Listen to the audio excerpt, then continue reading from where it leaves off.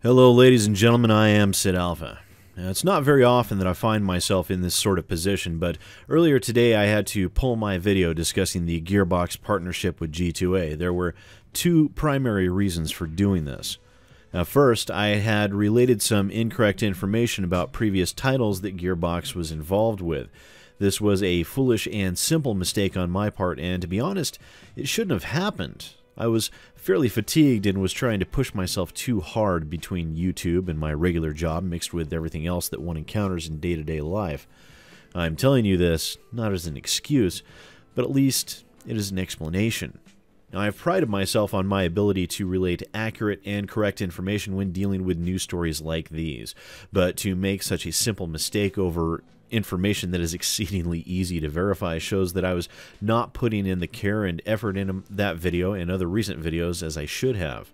It means that you, the people that have stood by me during some very difficult times for my channel, haven't been getting me at my best, and that means that I've been letting both myself and you down. In addition to that, I was made to realize today that the tone of several of my videos had changed in recent days. They were less about the calm, collected, and rational SidAlpha, and much more a self-righteous tool that was growing to be far too full of himself and needed to be knocked down a peg or two. My videos had become very preachy and just didn't have the same flavor of content that had attracted so many of you to my channel to begin with. Now, I recall my father would say in situations like this, "You've gotten too big for your britches." And more current phrasing would be simple statements like, "know your role," or some other such thing. It's an interesting thing having so many people viewing your content when you're really not accustomed to it. It has a danger of changing your perception, as it had started to in me. I thought myself intelligent enough to be immune to such things, but it appears I'm just as susceptible to flaws and exhibitions of ego as the next person. But thankfully, as has happened when I'd stepped out of line in previous instances, there was yet again a follower that reminded me of what it is I'm here to do, what I'm here to accomplish, and how I need to best go about it. Now, I've been failing all of you more and more these past couple of weeks, but I have recognized the issue, and I'm going to do my level best to make sure to get back on track and get back to making the content that you all expect and deserve.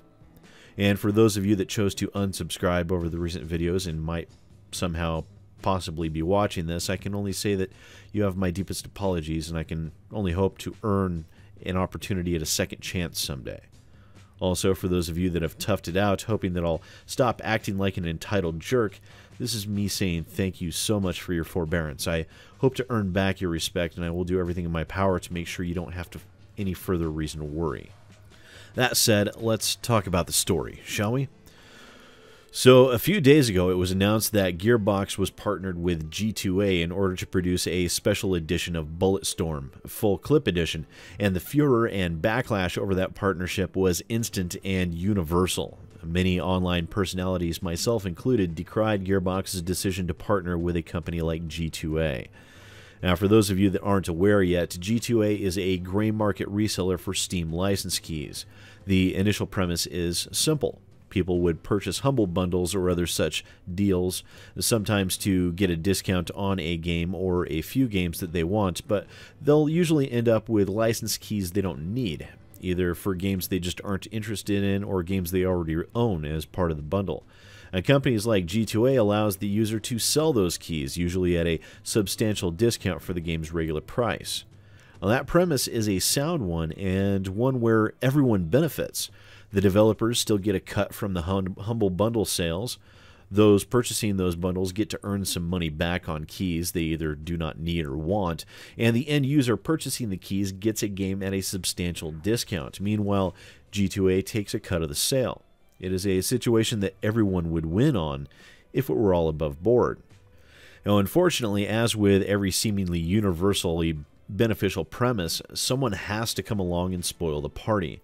Fake or stolen keys began to be sold on the platform in record time, and in spite of the massive amount of damage that the site was doing to developers large and small, as well as damage done to distribution platforms, some ended up having to shut their doors forever. G2A did absolutely nothing to stem the tide of fraudulent keys being sold on their site. And why would they? They were making ridiculous sums of money off of the back of stolen property. Now, G2A even doubled down on their profiting off of that stolen property and started charging a monthly fee for a protection service called G2A Shield, a service that customers could pay for to protect against fraudulent or stolen keys, which put G2A directly into a situation where they profit both directions with no real way to lose. This mob-style bootleg and protection racket that G2A has engaged in has given them a well-deserved reputation of being exceptionally shady, and a great many people were stunned to hear that a storied developer like Gearbox was actually willing to partner with them. And as I said, the backlash was immense. I myself was even planning on permanently boycotting Gearbox's games after their decision to partner with G2A, as were numerous other YouTubers and Twitch streamers. Most notable among them would be Total Biscuit. However, it appears that not all hope is lost for Gearbox after all. Gearbox reached out to TB to seek verification of the claims made against G2A, and as John has dealt with news stories and content involving G2A for years, he had plenty of material on hand.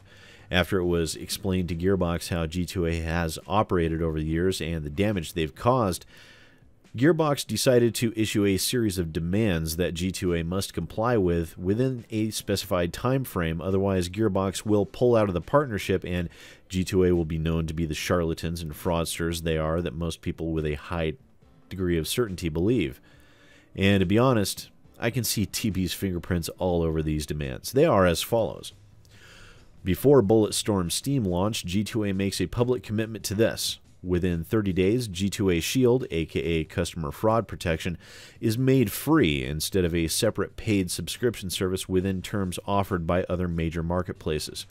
All customers who spend money deserve fraud protection from a storefront. To that end, all existing G2A Shield customers are notified by April 14th that fraud protection services are now free and they will no longer be charged for this.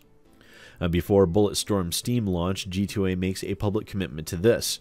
Within 90 days, G2A will open up a web service or API to certified developers and publishers to search for and flag for immediate removal keys that are fraudulent.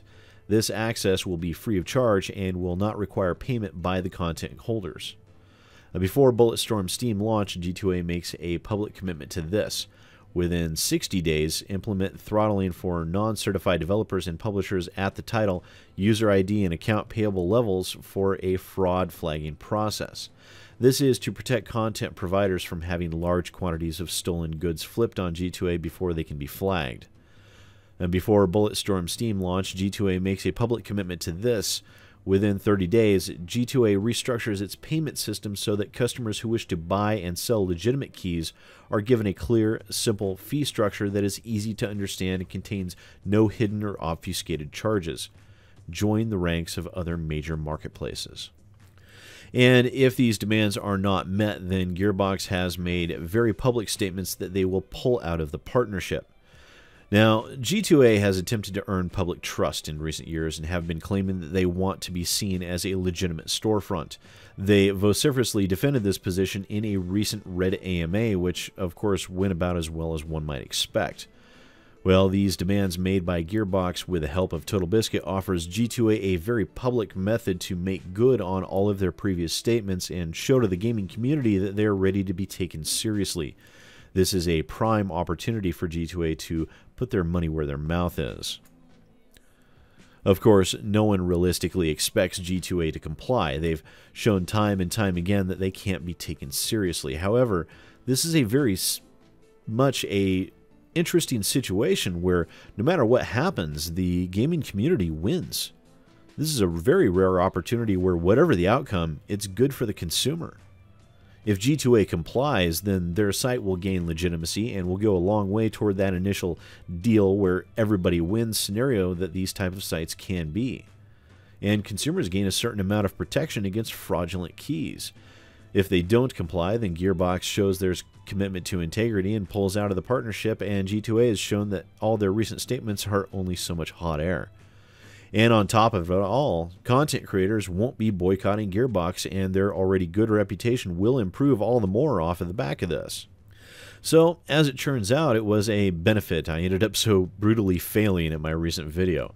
I think that this much more hopeful turn of events is a far better situation than the hateful sputterings I was engaged in before. I'm happy to be able to bring you all a bit of actual good news for a change. It's refreshing, and I think it was a win that the gaming community desperately needs. I know I certainly needed it. But please do let me know what you think. Feel free to let me know down in the comments. And given recent events, I'm even more committed to making sure to read them and keep in contact with as many of you as I can. It's a relationship that I think some of you will agree benefits us both.